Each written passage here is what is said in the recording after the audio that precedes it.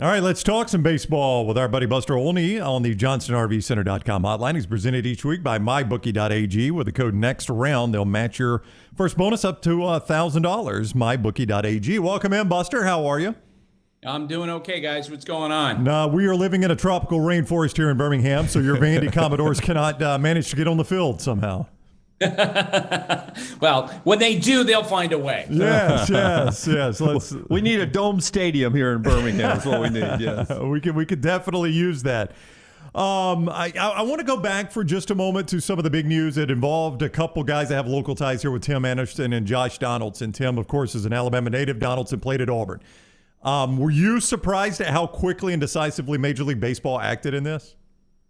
I was surprised. I wasn't surprised that they acted quickly.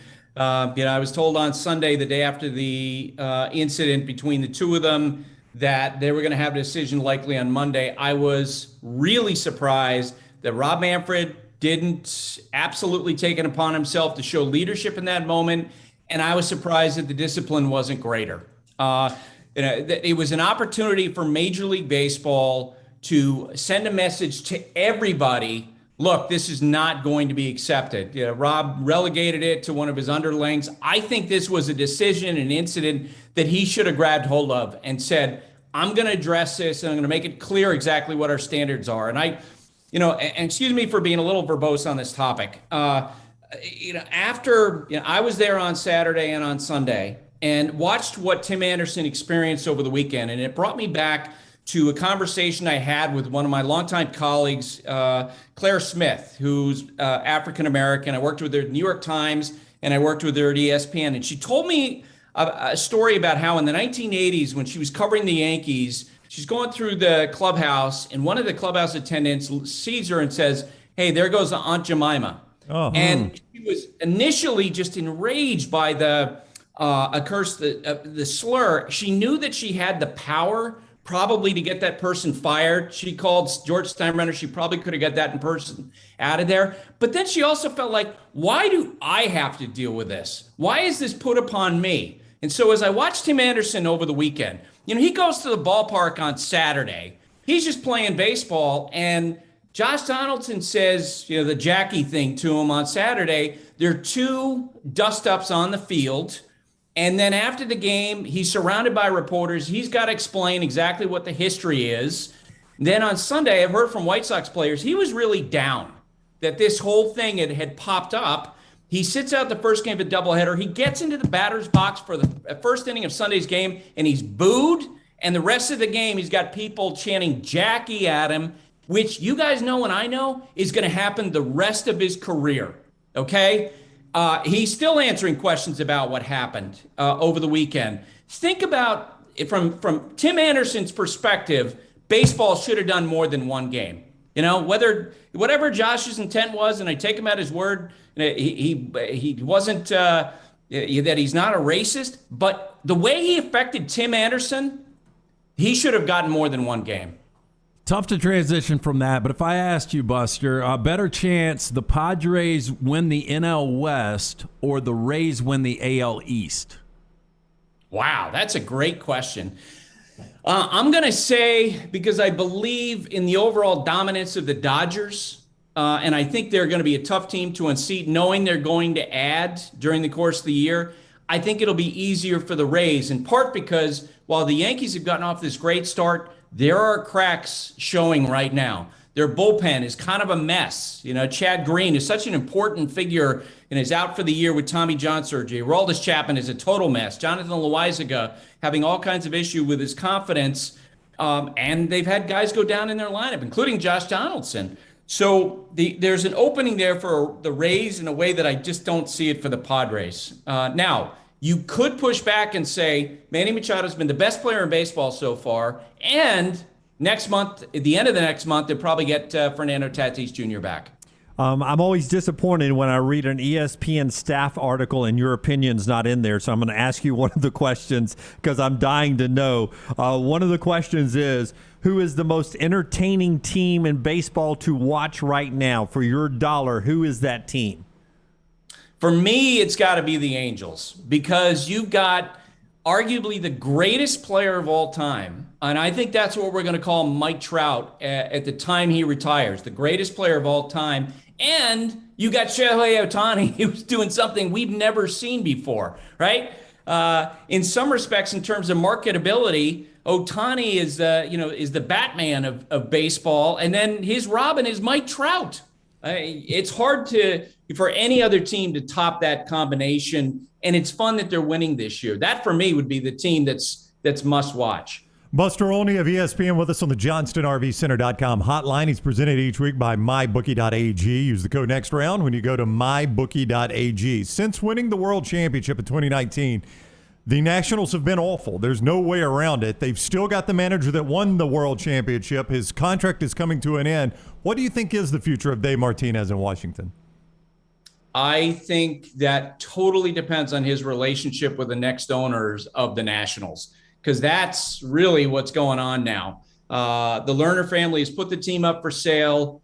I have not independently confirmed this, but there's a lot of conversation in baseball that there are folks in the DC area who are going to wind up buying that team.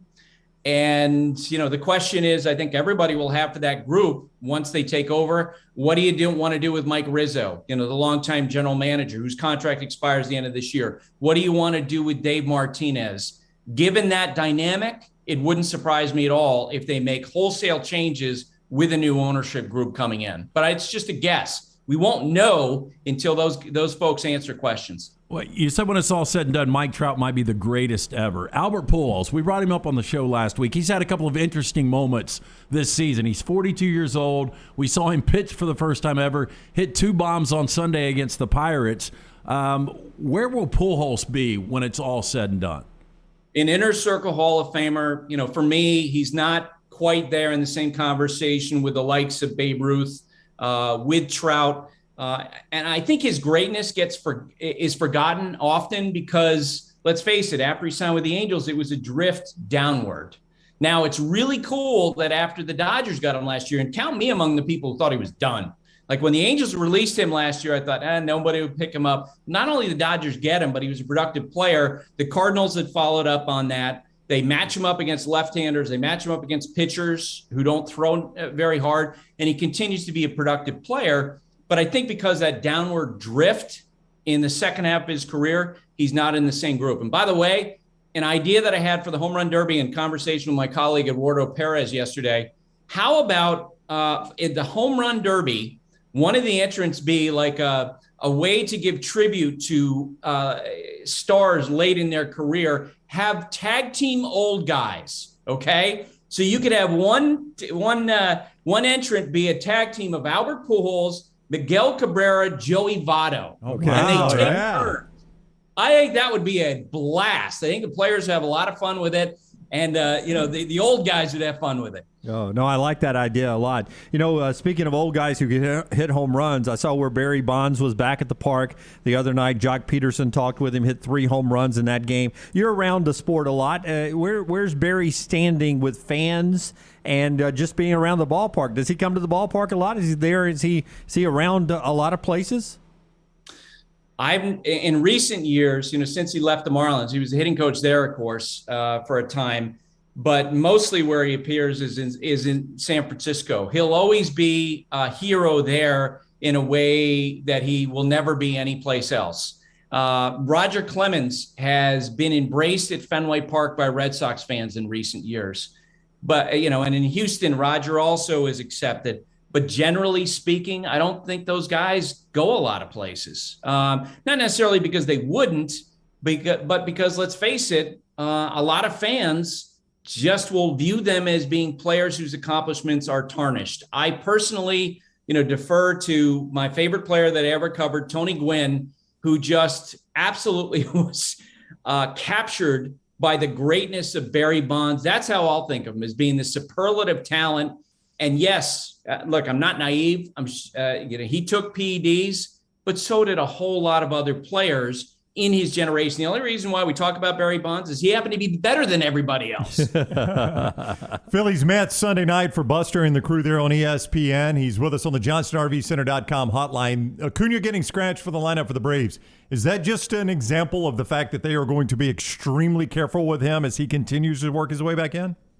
Yeah. And I also think, I mean, we started to see this the last couple of years where he does seem to get dinged up, right? Yeah. With the style of play that he has, you hope that this is not something that they'll deal with all year, because when you watch the Braves right now, it just feels like they're having a hard time getting day-to-day consistency. What's the number? They haven't won 3 straight games yet this year. Not yet. I was communicating with one of the people in the front office recently, and I said, look, Matt Olson is a fine player. He's their first baseman who they got to replace Freddie Freeman. But you realize what Freddie Freeman brought to that lineup day in and day out was those consistent at-bats. Balls hit through the middle, good pitcher, bad pitcher, early in the game, late in the game. He was always the same guy. They really have lacked his consistency this season. Somebody else, whether it's Austin Riley, whether it's Acuna, Dansby Swanson has gotten hot lately. Somebody else has to step in and be that guy. Buster, as I ask this question, you see I've got a Dodgers mug. I'm a big Dodgers guy. But when it's all said and done, better career, Clayton Kershaw or Justin Verlander? Wow. When it's all said and done, okay, statistically right now, I think Kershaw's had the better career. There's a great number, adjusted ERA plus, which measures a player's dominance relative to his era. Clayton Kershaw is number 1 all time in the regular season among all starting pitchers. However, it feels like that Clayton now has reached that stage where there's going to be a fall when he's going to pick up a baseball and say, you know what, I'm kind of done. He's 34 years old. I think he did that this last winter, where I think he was sort of open-minded about how he was feeling. And if you told me in the fall he retired or in 2 years, that wouldn't surprise me. Justin wants to be great for a long time. He wants to be his generation's Nolan Ryan. And I do think, Tim Kirkchin, my colleague, laughs at me. He thinks it's ridiculous. I think Justin's got 231 wins. I think he's got a legitimate chance to get to 300 because he has that drive, and he's demonstrated this year he can still be a dominant pitcher. ESPN 2, Sunday night for Phillies Mets, 6 o'clock for Buster's crew there at Citi Field. Phillies Mets in the Braves division there at 6 o'clock on ESPN 2. Buster, always great. Enjoy the weekend. Thank you so much. One caveat with that. Uh-oh. If the Celtics wrap up the series against the Heat on Friday, we will be on ESPN 1 with our game, and you can imagine who I'm rooting for. Yeah. I can imagine that, yes.